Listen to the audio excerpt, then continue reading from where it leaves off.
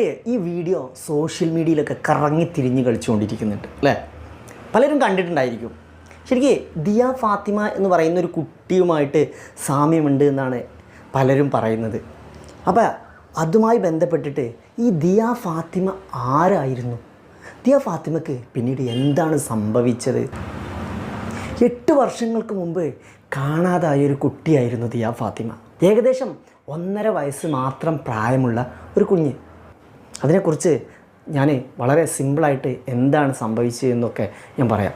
ഇത് സംഭവിക്കുന്നത് കണ്ണൂരിൽ ഇരിട്ടി എന്ന് പറയുന്നൊരു സ്ഥലത്താണ്. അങ്ങനെ ഒരു പെരുന്നാളിന് വിരുന്ന് പോയതായിരുന്നു